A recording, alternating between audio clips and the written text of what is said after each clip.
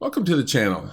Do you know how much your favorite slot machine is programmed to pay out? Do you even know how to get the information on finding out how much your local slot machine is programmed to pay out? Do you even care? Are all the flashing lights, imagery, and escapism worth whatever the odds are? Let's talk about how all this works and whether knowledge of these payout percentages will help you win.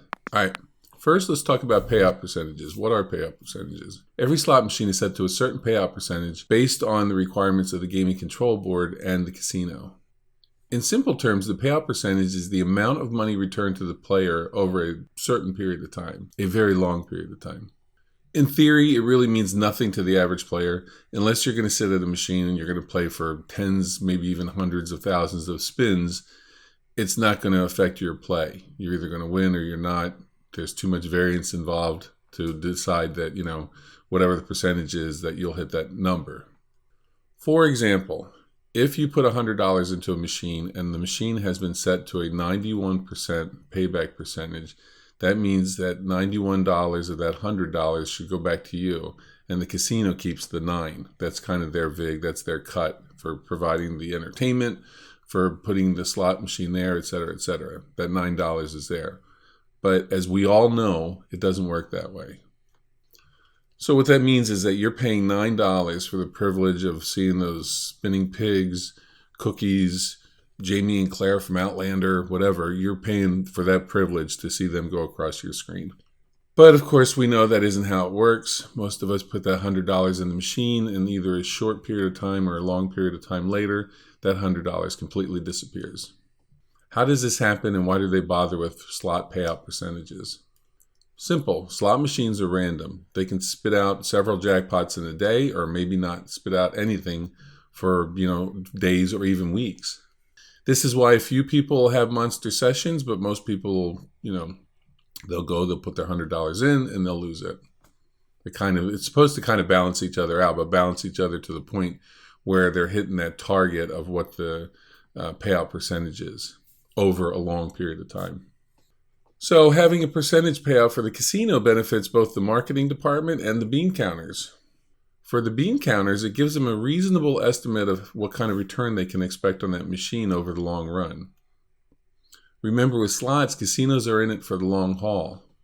They know how much their floor space costs, they know how much overhead they have, so they have an idea of what that machine needs to return.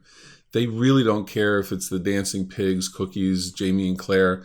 They really don't care what's on the machine, except for if it draws customers to that machine visually, that they want to see the fortune cookie, they want to see Jamie and Claire. Otherwise, they don't care. The only thing they focus on is that number. So they have a good idea that, this is what we can expect to return. So if they know that people are going to go to a particular machine because of its location on the floor, they can guesstimate a good guesstimate of how much they should expect to return from that machine. That's all they care about with the percentages. They only care what the footprint of that machine is and what it returns to the corporation. So now we know what the percentages mean. Why are there different percentages for different machines? For example, why can't a casino like the Cosmopolitan be known throughout the free world as, this is the casino that has a 95% payback percentage? It doesn't work that way. The type of the machine and the volatility of the machine determine where they need to set that percentage. Machines like MegaBucks are linked between casinos. They're popular. People see that number, that jackpot number. They're playing. They're going to throw money in there impulsively. They're not going to even consider that it has a very, very, high return to the casino.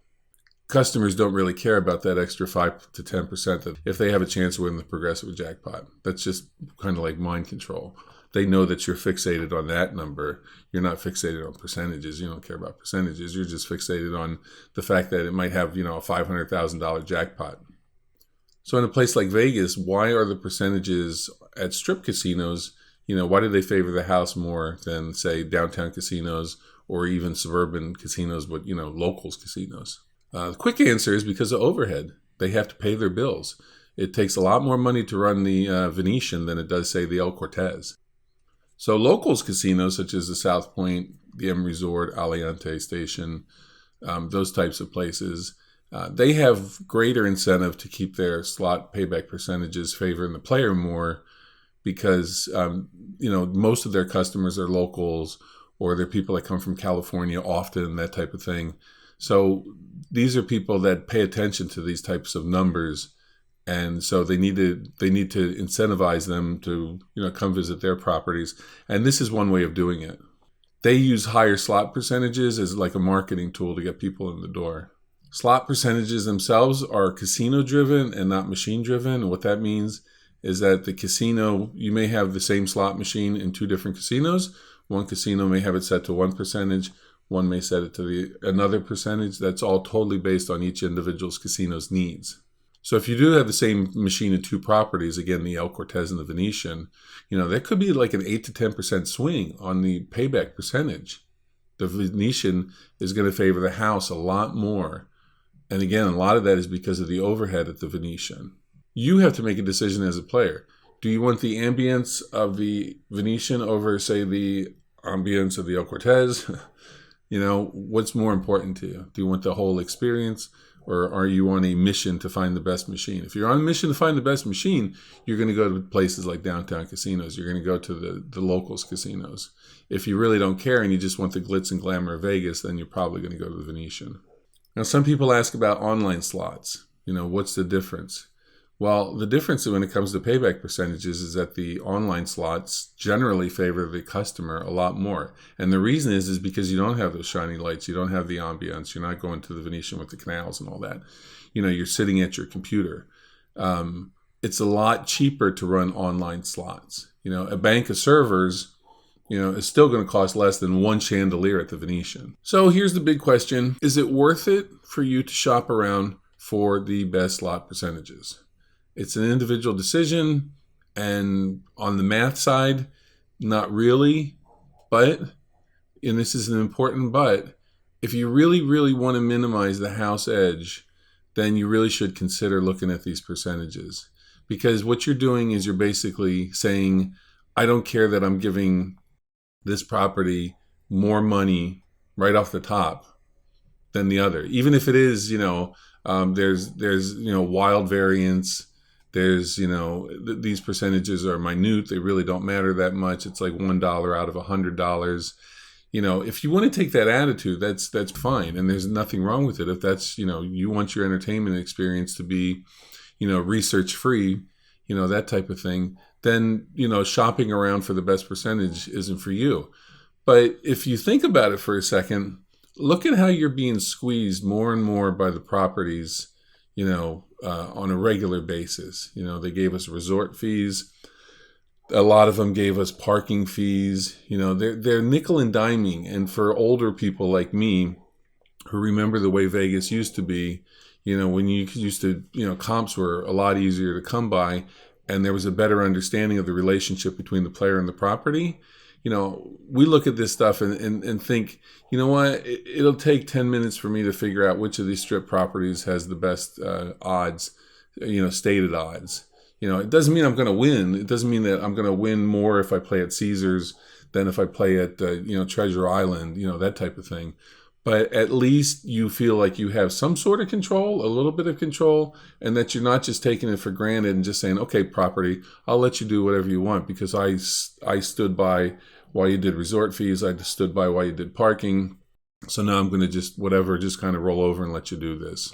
And also, even if you don't care about things like, resort fees and parking or whatever, if you're local, but you play a lot of slots, then, why not try to maximize as best as possible? If nothing, it's a good discipline thing for you, just like setting bet limits and stuff like that.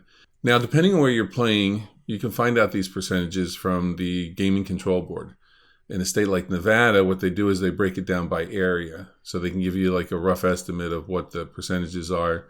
On the strip, downtown, they break it down by segment. They don't break it down by individual property. And the reason they don't do this is because the state has their requirements on what those percentages need to be.